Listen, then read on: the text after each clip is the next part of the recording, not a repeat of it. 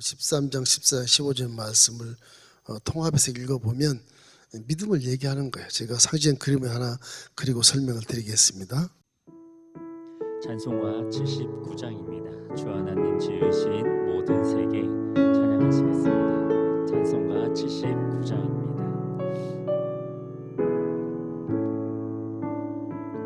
주 하나님 지으신 모든 세계 내 마음 속에 그리워 볼 때 하늘의 별 울려 퍼지는 내 손 주님의 권능 우주에 찾네. 주님의 높고 위대하심을 내 영혼이 찬양하네. 주님의 높고 위대하심을 내 영혼이 찬양하네. 오늘 이제 머리의 신앙에 대한 걸 좀 말씀드리려고 그래요. 우리 신앙은 이렇게 머릿속에 성경 지식을 갖고 있어도 머리에 있으면 자꾸 이게 판단이 많이 돼요. 믿음은 그래서 항상 마음에 두는 것입니다. 믿음의 주소는 마음에 있어요. 머리에 있지 않아요. 자꾸 우리 머리로 이렇게 생각하고 머리로 뭔가 계시도 머리로 받으려고 막 그러는데 그렇지 않아요. 마음이 뜨거울 때 진짜 계시가 임하거든요. 그 체험을 자꾸 해봐야 되는데 그런 금식을 안 하고 기도를 많이 안 해서 체험을 못 하니까 자꾸 머리로만 판단하는 거예요. 여러분 정말로 하나님을 진정으로 만나려면 금식을 해야 돼요. 금식을 해야 진정한 기도가 나와요. 배로 움켜쥐고 머리에 계산이 없어져. 금식을 하면. 금식 안 하니까 자꾸 계산이 생기는 거예요. 뭘 더 먹을까, 더 누릴까. 성령도 그래서 마음에 계시는 거거든요. 머리에 있질 않아요. 머리에 어떻게 성령 역사나 보자. 초신자 때 그랬거든요. 저도 그런 적이 있어요. 처음에 초신자 성령이 어떻게 역사나 보자. 금식 내가 하겠어. 딱 기도로 딱 들어가 눈 딱 감고 성령이 어떻게 역사나 보자. 그러고 머리만 조금 세워지지 두려움만 생기지 역사하지 않아요. 이거 한 3일 그냥 내리 육체를 굶겨버리고 죽으면 죽으리라. 죽으면 죽으라. 그런 마음으로 기도를 하면 마음에서부터 성령이 와요. 마음에서부터. 막 감동이 오고 은혜가 머리에서 오지 않고 이해가 안 돼 이게. 마음에서 오니까 그냥 폭발적으로 그냥 눈물이 나고 샘물이 쏟아지면서 하나님을 만나게 되는 거거든요. 음성도 귀로 들린 분도 계시지만 제 처음으로는 마음에 확신으로 오는 겁니다. 확신에. 마음에서 팡팡 울리는 거예요. 이게. 울리는 거예요.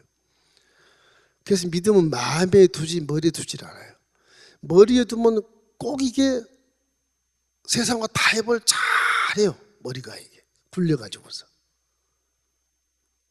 세상 인본주의를 내 삶 속에 이렇게 살아왔던 그 과정이 있기 때문에 하나님 이거는 이게 아닌데 그쪽으로 타협하게 되고 그러잖아요. 온전히 4차원 세계 능력적으로 이렇게 기울여야 되겠는데 그것이 안 돼요. 사실은 믿음은요, 우리 마음을 하나님께 드리는 겁니다. 쉽게 얘기하면. 내 마음을 드리는 거예요. 여러분 사랑하는 사람에게 온전히 다 드려주는 것처럼 그런 마음이 돼야 되거든요. 머리를 굴려서 하나님이 와 계시나 안 계시나 보자. 이런 식으로. 그 믿으면 안 돼. 그러면 그런데 이건 머리 신앙을 이제 이 믿음이 개라고 생각하면 개를 풀어놓아야 도적이면 달려가서 물기도 하고 쫓아내기도 하고 그러잖아요. 묶어놓으면 이게 능력을 발할 수가 없어요. 강아지가 이게. 고양이도 와서 찝쩍거리고 쥐새끼도 올라타기도 하고 그런데 우리 믿음이 그럴지 몰라요. 내 믿음 묶여있는 개 같은 믿음이 아닌가. 이게 풀어놓아야 돼. 믿음을 풀어놔야 돼. 사복음서에 보면은 예수님이 죽은 나사로를 4일 만에 썩은 냄새 펄펄 나는데 나사로야 나오라.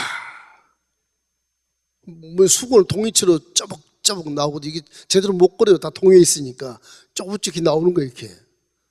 뭐라고 그래요? 풀어놓아 다니게 해라. 믿음은 풀어놓아서 다니게 해야 돼. 다니게.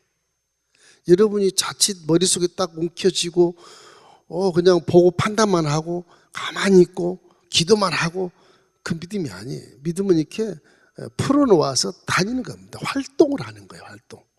매인 것을 풀어주고 돌아다니는 귀신을 쫓기도 하고 그걸 묶어버리기도 하고 이런 능력이 생겨야 돼요. 믿음은 능력이거든요. 4차원의 엄청난 능력을 끌어당겨서 3차원에 이렇게 적용을 하는 거기 때문에 그래요. 믿음은 쉽게 얘기하면 마음을 다 주님 앞에 드리는 것이고 그 주님의 마음을 받아서 내가 실천하는 거예요. 실천. 행함. 야고보서가 기가 막힌 말을 해요.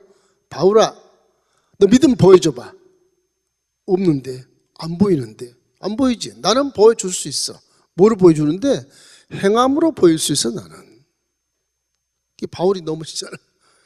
우와, 너 설명 진짜 잘했다. 그래서 믿음의 신학만 있는 바울이 행함의 신학과 함께 합쳐져서 바른 신학이 되는 거거든. 첫째는 우리가 묶어놓은 이것을 머리신앙이라고 그러는데 풀어놓아 다니게 해야 돼. 이걸 풀어놓아야 돼.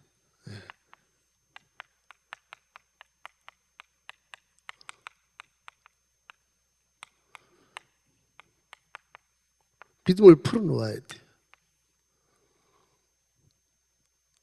그 실천을 해야 하나님이 역사하고 그 속에서 성령이 역사하는 것이거든요. 그래서 이게 안 이렇게 놀린단 말이에요. 이게 이 마귀들이 와서 놀리고 희롱하고 조롱하고 막 그런다. 그 다음에 부르짖어야 돼.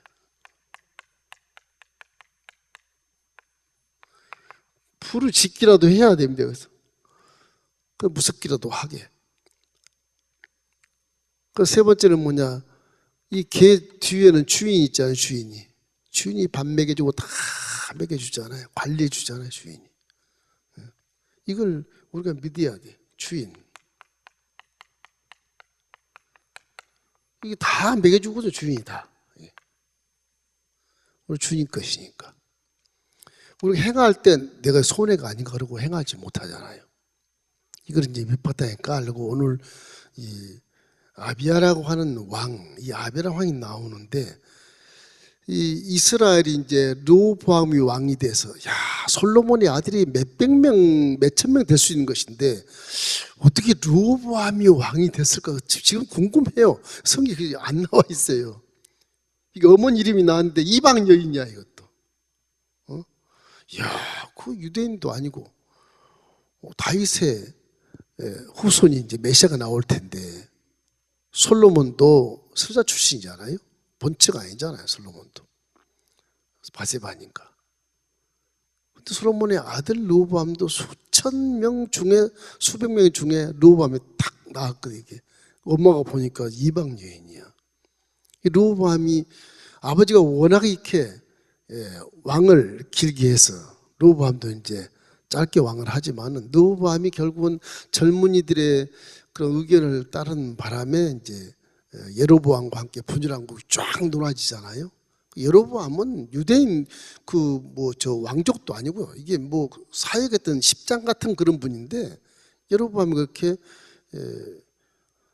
왕궁 짓고 성전 짓고 하는데 이렇게 감독인지라 그 사람이 많은 일꾼들에게 불이었기 때문에 그랬는지 몰라도 예로보암이 그렇게 장수도 아닌데 10지파를 가지고 북이스라엘을 재건했다고 하기요. 독립했다고 할까. 거기는 하나님이 안 계셔요. 금송아지를 섬겨요. 뭐 우리 솔로몬이 이 왕노릇 할 때 우리에게 세금도 많이 바치게 하고 너무 무겁게 짐을 지어서 이렇게 궁중을 짓게 만들고 성전을 짓게 만들기 위해서 막 국민들이 다 그냥 손 놓을 정도로 막 너무 세금이 무겁고 하니까 우리 못 살겠다 말이에요. 르호보암이 양이 되면 좀 풀어달라 그러면 우리가 잘 도와주겠다. 르호보암은 더 채찍을 쇠치기로 강하게 때리니까 이제 쫙 갈라져서 10지파가 다 북쪽으로 도망가잖아요. 나라를 세워. 그것이 북이스라엘이에요. 이스라엘 명칭은 그 사람들이 이스라엘 명칭을 제대로 가져요. 남쪽은 유다, 남유다. 이제 북이스라엘 왕국과 유다 왕국이 이제 우리나라 38처럼 짜게 대치하고 있잖아요. 그 르호보암이 지난 시간에 죽었어요. 12장까지 죽어요. 그 아들이 이제 아비야라는 사람이 왕이 되는데 열왕기상 거기에 보면 아비야가 아비얌으로 나와요. 똑같습니다. 이름이 똑같습니다. 아비얌이나 아비야나. 아비야가 왕이 돼요. 이 아비야가 참 하나님이 기뻐한 사람이에요. 이 아버지 그 르호보암은 좀 이렇게 신앙적으로도 약간 좀 부족한 것 같고 리더십도 부족한 것 같고. 그런데 아버지가 죽고 나서 아비야가 이렇게 나왔을 때는 어떤 형태였나? 아버지 때부터 시작해서 여로보암 북여로보암 왕과 자꾸 전쟁이 심했어요. 아버지도 전쟁이 심했지만 아비야도 전쟁이 계속 심해져요.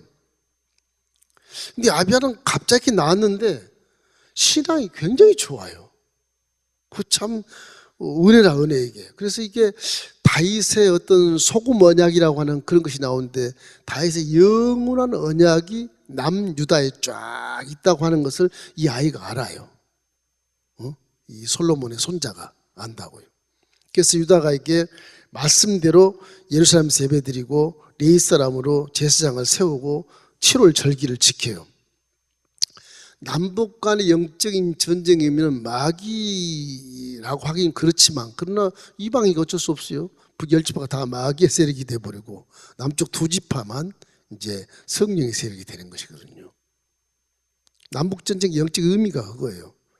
우리가 판단하기 좋게 역대 하에 이렇게 주요 제목만 쫙쫙 적어놨어요. 아비야도 사실은 열왕기상에 보면 그 사람은 조금 안 좋게 부정적으로 이렇게 평가를 해놨어요. 부친의 행한 모든 죄를 행하고 그렇게 해놨어요.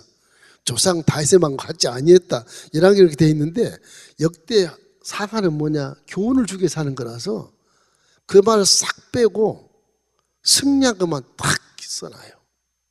그래서 이게 아비야의 이 승리의 교훈을 이스라엘 후손들아 받아라. 그래서 역대 사가는 부록으로 이렇게 딱 한꺼번에 아주 썸머리라고 하는데 요약을 딱 해서 있게 만든 거거든요. 그래서 그거는 열왕기상과 좀 다른 부분이 있는 것처럼 보이는데 다르지 않고 중요한 충성된 부분, 신앙이 좋은 부분만 발췌해서 역대하게 써놓은 거라고요. 아비야도 사실은 열왕기상에 가면 좀 아버지 르호보암과 똑같이 죄를 짓고 다윗과 같이 행하지 않았다 그런 말이 있어요. 그러나 지금 역대기에는 그렇지가 않아요.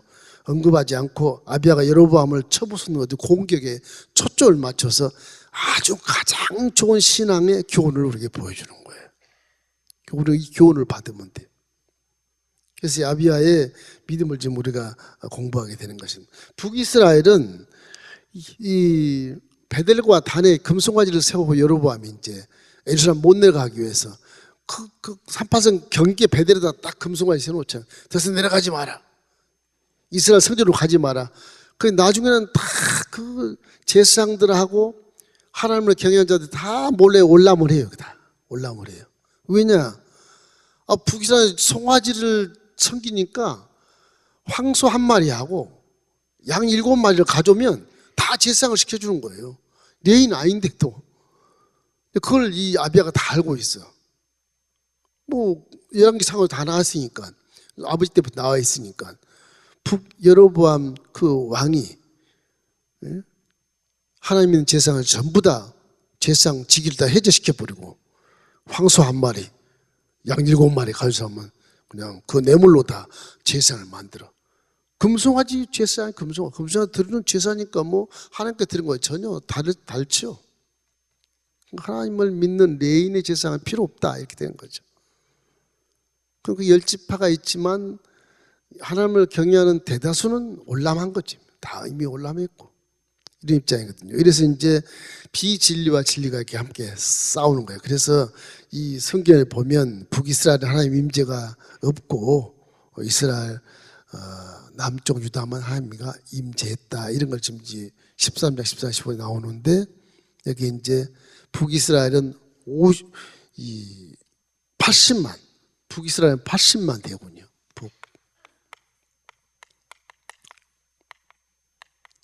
북이스라엘 왕국은 80만이에요. 80만 병정이고 유다 왕국은 40만이에요. 군사가 배죠, 배. 배인데 여기는 하나님이 역사하지 않아요. 여기는 하나님이 역사하시고. 그래서 이게 이제 이런 입장에서 배가 된 병력에도 불구하고 남유다가 이겨요. 나중에 결국은 북여로보암이 이때 죽습니다. 이제 하나님 치셔서 그때 죽어요. 그 남쪽은 이제 일대가 이제 다윗, 그 다음에 솔로몬, 그죠? 그 다음에 이제 아비야, 르호보암, 아비야 그런 거죠. 북이스라엘은 계속 르호보암부터 시작해서 일대가 돼 여로보암 일대가 이제 죽는 거예요. 그런 입장이 이제 15장에 이제 말미에 나옵니다. 자, 아비야와 아사의 믿음을 우리가 생각해 보면 이 아사가 어떤 분이냐 그러면 성경을 잘 알아요. 잘 알아. 그 선포를 해. 르호보암하고 좀 달라요. 우리가 성경 읽어보면 역대하 13장 5절에 이런 말씀이 있습니다. 소금 언약이라는 말이 나와요. 역대하 13장 5절 나옵니까? 읽겠습니다. 이스라엘 하나님 야훼께서 소금 언약으로 이스라엘 나라를 영원히 다윗과 그의 자손에게 주신 것을 너희가 알 것 아니냐. 이렇게 북이스라엘 여로보암에게 외치는 거예요. 산에 올라가서. 거기 올라가서 외치니까 북이스라엘 사람들이 듣고도 옛날 추억이 이스라엘 성전에 있거든요. 이 믿음이 좀 없어도 그 얘기를 들어. 북이스라엘 백성들이 다 들어요. 가서 외치거든. 산에 올라가서 외쳐요. 이 소리를 북이스라엘 백성들이 들어요. 그래서 하나님을 주권자로 선포하고 나는 눈에 보이는 것보다 안 보이는 것을 믿는다. 그래서 믿음의 전쟁을 선포하는 겁니다. 아비야가. 참 신기한 사람. 이 사람은 그 말씀을 많이 하는 사람 같아요.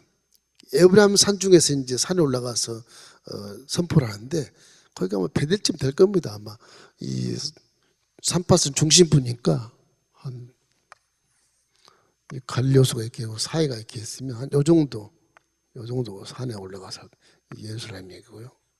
에브라임 산지가 이렇게 있거든요. 에브라임 산지가 이 베냐민이고 이게 단이고 이게 에브라임 산지거든.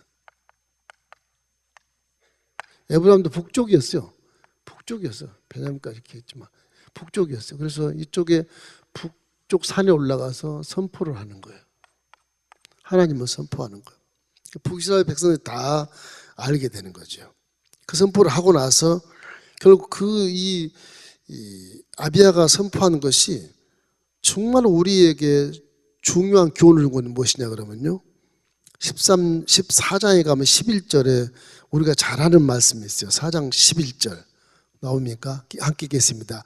아사가 그의 하나님 야훼께 부르짖어 이르되 야훼여 힘이 강한 자와 약한 자 사이에는 주밖에 도와줄 이가 없사오니 우리 하나님 야훼여 우리를 도우소서. 우리가 주를 의지하오며 주의 이름을 의탁하옵고 이 많은 무리를 치러 왔나이다.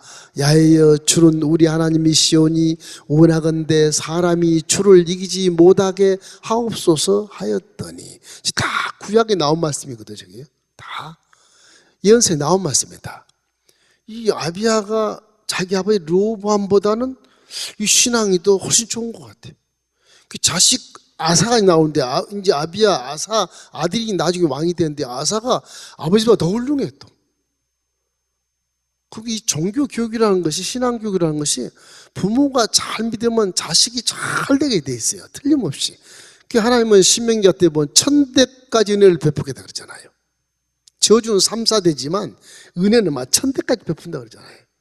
그러니까 선조가 하나님을 제대로 잘 믿으면 후손이 다 잘 된다.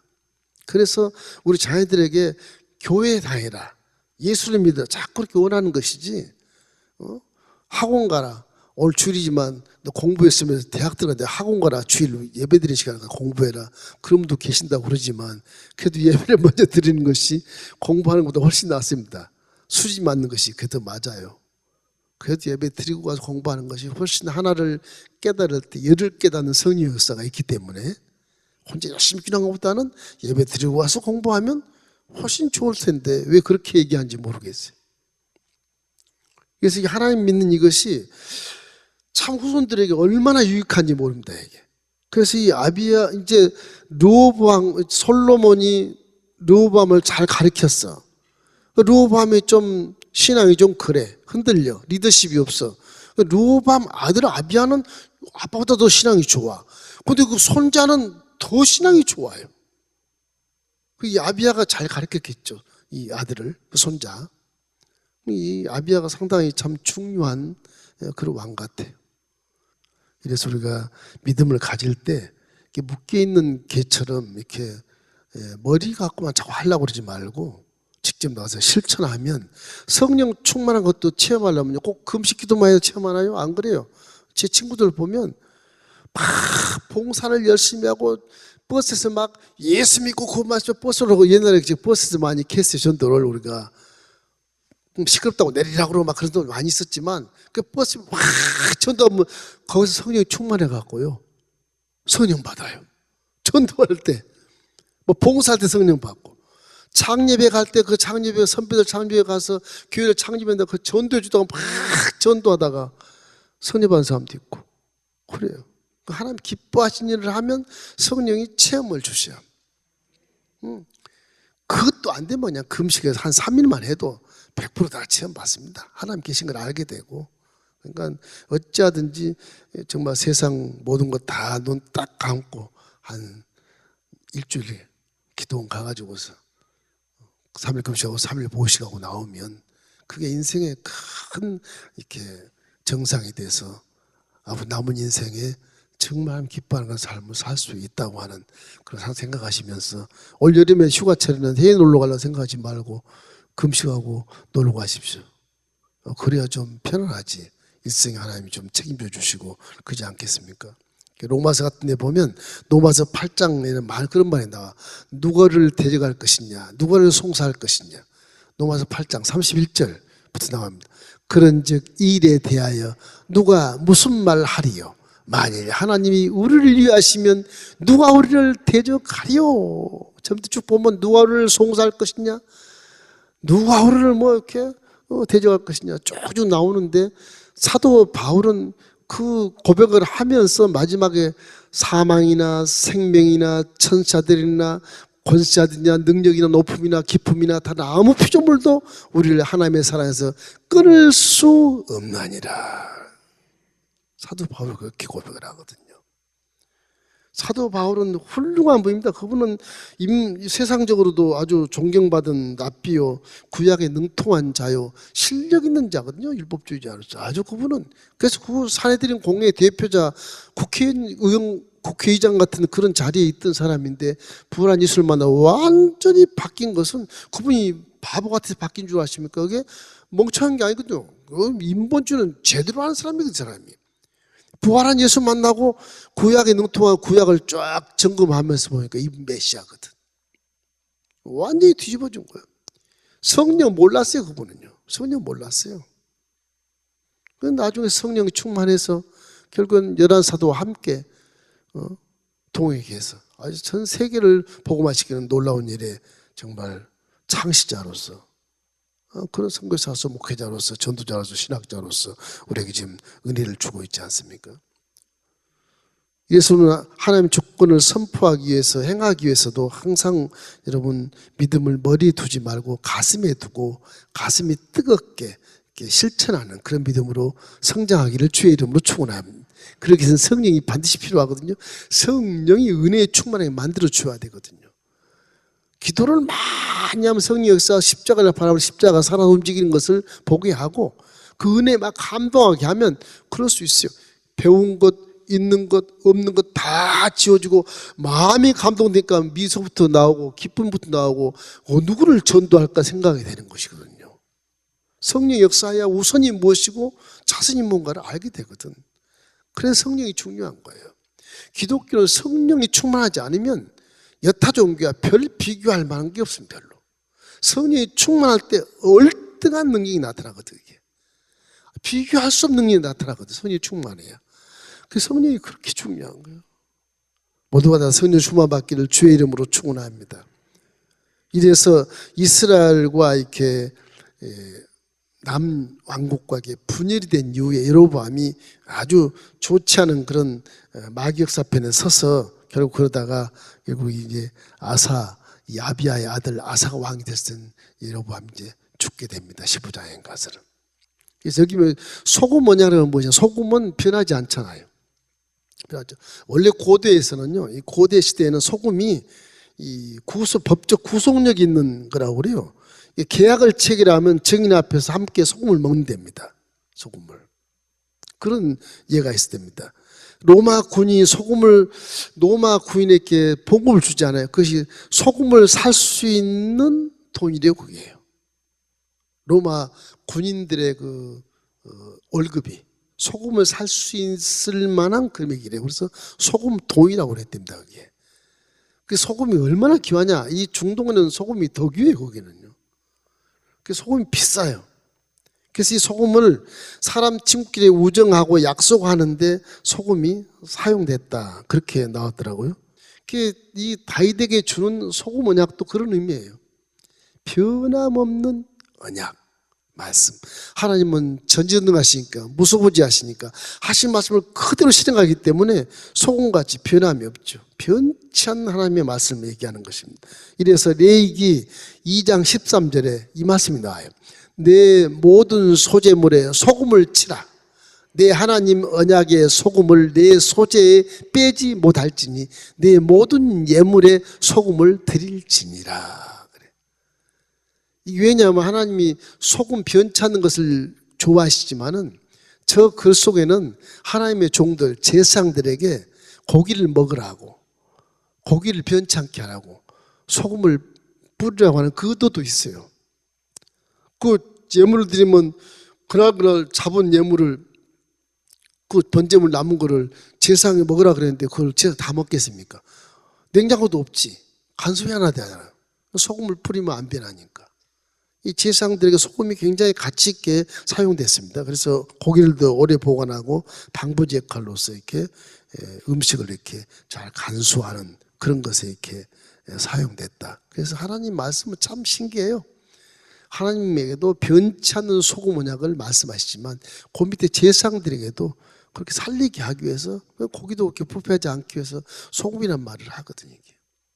그래서 형제지간, 친구지간, 서로가 믿음인 자들끼리 우위를 돈독하게 하고 무슨 약속을 하게 될 때 소금을 같이 이렇게 뿌려준다. 어깨로 이렇게 뿌려준다. 맹세하는 같은 느낌이 들죠. 소금이라는 것이 좋은 것이죠. 신약에 와서 예수님도 마태복음 5장 13절 말씀에 너희는 세상의 소금이니 소금이 만일 그 맛을 잃으면 무엇으로 짜게 하리요? 후에는 아무 쓸데없어 다만 밖에 버려져 사람에게 밟힐 뿐이니라. 소금. 하나님 말씀 변함이 없다. 우리 믿음도 변치 않는 믿음을 가지십시오. 변치 않고 하나님을 사랑하는 자에게 은혜가 있을지어다. 그러니까 믿음이라는 게 그냥 내가 갖고 있는 게 아니고 하나님 거 믿음이. 요한일서 2장 8절처럼 너희가 은혜로 말미암아 구원을 받았으나 그 믿음은 내가 준 선물이야, 그렇게 얘기하잖아요. 그 선물이 내 속에 와 있으니까 내가 하나님께 내 마음을 다 드려버려야 돼. 내 마음을 다 드려버리면 머리의 신앙은 아무 필요 없어. 행동이 가는 거예요, 행동이.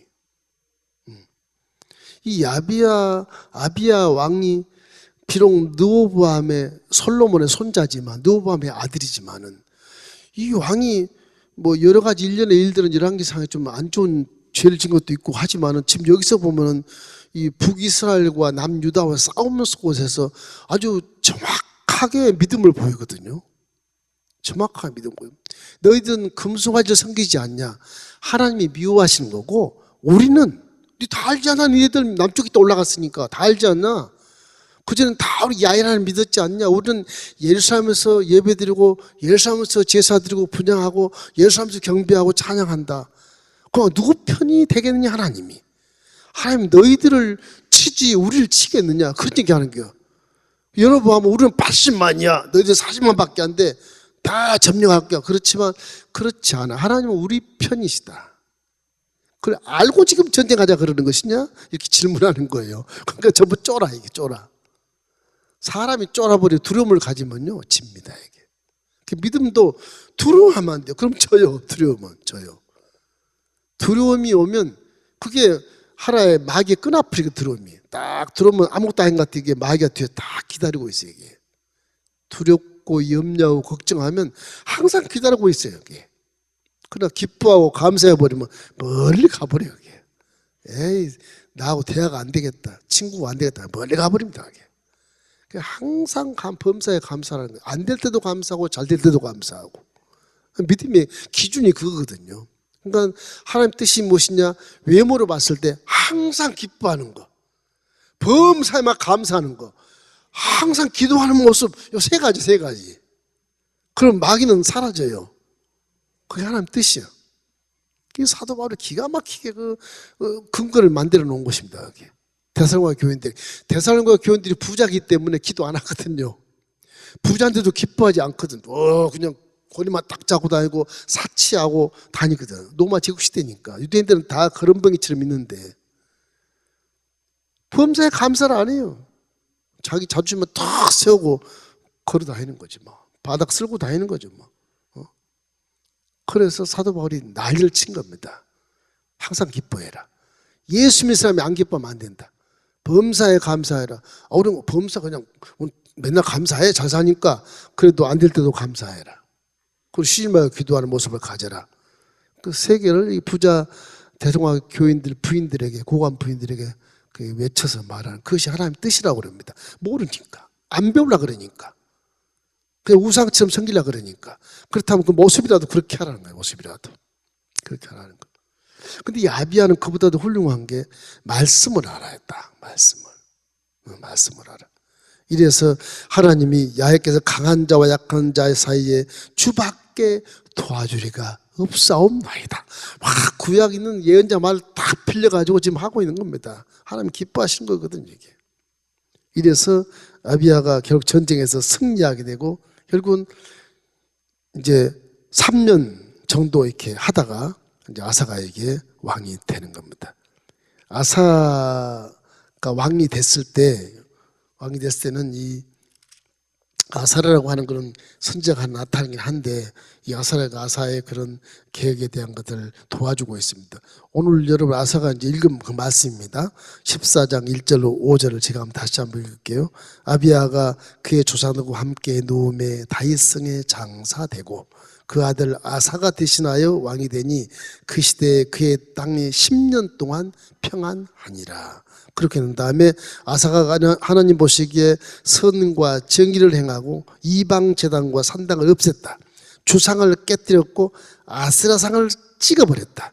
유다 사람에게 명하여 조상들의 하나님 야훼를 찾으면 그의 율법과 명령을 행하게 하고 산당과 태양상을 없애고 나라 그 앞에서 평안을 누렸다. 아사 왕도 훌륭한 게 아버지보다 훌륭한 게 어떤 일이었냐 그러면요. 이 아사 왕은 어머니가 마가라 그래서 이 로밤의 부인도 이름이 마가인데 뭐 할머니 이름과 똑같은가 부인이. 그 어머니가 아세라상을 목상을 만들어서 섬겨요. 그래서 그 마가 그 어머니를 태우자 해서 폐시켜버려요. 어머니를 폐시켜버려요. 목상 다 찍어서 없애버려요. 그 정도예요. 아사가. 이 아사는 아비야 아버지보다 더 훌륭한 것 같아요. 그래서 이 아사가 이 역대하 15장 16절에 보면 이런 말씀 혹시 나옵니까? 15장 16절. 아사 왕의 어머니 마가가 아세라 가증한 목상을 만들었으므로 아사가 그의 태우의 자리를 폐하고 그 우상을 찍고 빠 기드론 시냇가에서 불살랐으니 그 앞에서 그걸 다 빠가지고서 기드론 골짜기 가서 불살라 버렸다. 아주 이 아버지 아비야보다 더 훌륭한 아사. 뭐 히스기야가 종교국 하는 것처럼 그렇게 아사랑을 빠서 다 불태워 버렸다. 그렇게 해서 결국은 이 아버지가 구별한 물건과 자기가 구별한 물건, 음과 금과 그릇을 하나님의 전에 다 드린 자가 요 솔로몬의 증손자 이 르호보암의 손자 아비야의 아들이 이렇게 기가 막힌 믿음을 갖고 있어요. 아사가. 그래서 35년까지 다시는 전쟁이 없었다. 이게 하나님이 다 지켜주신 겁니다. 북이스라엘 지금 80만이 치고 내려왔는데 40만이 부딪히는데 몇 만이 죽냐? 북에 50만이 다 죽어요. 50만이. 30만밖에 안 남잖아요. 패하고 돌아가다 여러분 죽는 거지 이제. 여러분이 죽어버려요.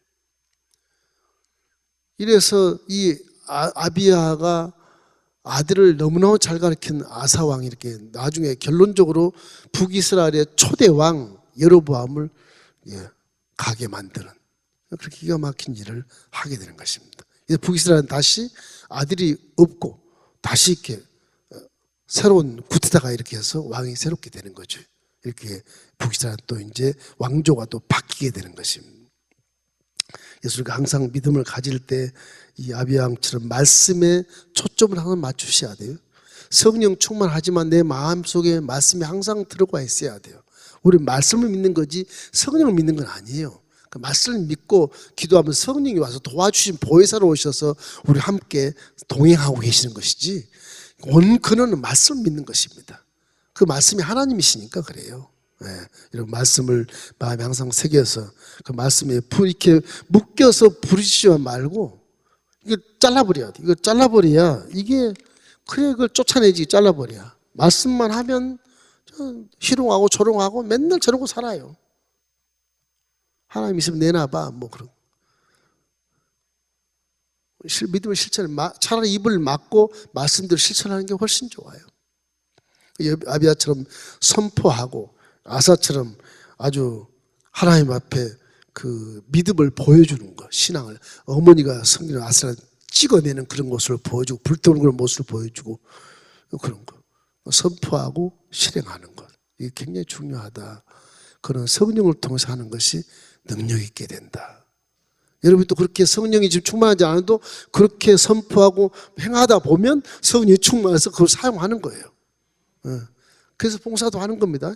그래서 성가 때도 그래서 하는 거예요. 하다 보면 언젠가 하나님 성령이 역사하시는 거예요. 기뻐하신 일이니까. 기뻐하신 일이니까 그걸 몸을 사용하시는 거예요. 그래서 항상 우리는 억지로 성령 받으라 그러지 말고 정말 하나님 말씀을 마음에 새겨서 그 말씀을 그대로 실천하려고 애를 쓰다 보면 성령이 자동적으로 오셔서 나 도와주시는데 그걸 못하니까 그래서 회개하고 금식하면 성령이 역사해서 깨달음을 주기 때문에 그 성령 충만하기 위해서 금식하라고 말씀하신 것입니다. 그래서 항상 마음속에 변함없는 믿음을 갖기를 주의 이름으로 축원합니다. 이래서 아사가 35년 동안 정말 있는 동안에 전쟁이 한 번도 없었다. 태평성대는 어디서 오느냐? 하나님이 지켜주셔야 온다. 우리나라도 하나님 지켜주셔야 태평성대가 임하게 되는 것입니다. 우리의 몸도 마음도 항상 습관이 돼야 돼. 기도의 습관, 감사의 습관, 항상 기뻐하는 습관. 이 습관에도 보여야 하나님이 기뻐하시겠더라고요. 이게 기도 안 해도 습관이 굉장히 중요해요. 우리 한국 교회도 다 이런 식이란 말이에요. 이런 식이에요. 말씀도 있고 기도도 잘한 것 같은데 이게 사람들이 다 손가락질하는 거예요. 이게. 그거 같아요. 우리가 이제 실천하는 그런 믿음이 돼야지 않겠냐. 이번에 주신 그런 계시의 약속의 그런 확신 속에서도 믿음을 실천하는 것이다. 코로나 있다고 가만히 있으면 안 되겠다. 실천해야 되겠다. 실천해야 되겠다. 이 생각이 들어서 성지 순례도 많이 가면 좀 그러니까 좀 선착순 몇 명 가더라도 왜 가느냐? 믿음이 확신을 갖기 위해서 가는 겁니다. 놀러 가는 게 아니에요. 가서 내 믿음이 확인하는 거예요. 여기 예수님 지나갔던 곳이구나. 사도 바울이 했던 곳이구나. 이런 확인을 하면 성경이 실제란 걸 아무리 외쳐도 안 믿으니까 가서 보면 자기가 스스로 믿어요. 이제 스스로 믿으니까 믿음이 강성해지죠. 변함없는 믿음이 되지 않겠어요? 그래서 가는 겁니다. 성지순례는. 그래서 오늘 북이스라엘과 남유다가 이렇게 삼파성이 돼서 솔로몬이 너무너무 기가 막힌 사람인데 이 아들을 잘못 뽑은 건지 하나님이 예정한 것인지 알 수 없으나 이 르호보암부터 시작 반으로 쪼개지는 바람에 하나님 영광을 좀 가린 것인데 그 쫓겨졌어도 그래도 다윗의 소고문양은 변함없이 가서 지금 르호보암이 그만큼 실수했다 하더라도 아들 아비야가 또 살아서 역사하고 아사가 또 더 잘 살아서 역사하고 또 다음에도 계속 다윗의 후손으로 나가니까 남유다는 그래서 1왕조로 쭉 내려갑니다. 북이스라엘은 계속 금송아지 생기니까 구탓에서 싹 쓸어버리고 새로운 사람이 왕이 되고 그게 9번이나 그렇게 해요. 북이스라엘은 구왕조로 계속 구했다 해요. 그러니까 이게 참 사람 사는 것이 욕심이라는 게 전쟁을 발발하게 만드는 겁니다. 욕심 없이 살을 듣고 선하고 살 때 하나님 이렇게 80만과 40만이 전쟁을 해도 40만이 이겨서 80만의 군사 50만 명을 그냥 다 죽여버리고 항복하게 만드는 그런 역사의 결론을 우리가 볼 수가 있게 되는 것입니다. 다음 시간은 16장부터 쭉 나갈 건데 16장부터 이스라엘의 또 충돌이 계속 역사합니다. 북이스라엘 망할 때까지 계속 역사를 해요. 전쟁상에서 나타나는 그런 교훈들 우리가 한 두세 번 받고 이제 역대하 다 끝내고 새롭게 이제 또 들어가도록 이렇게 하겠습니다.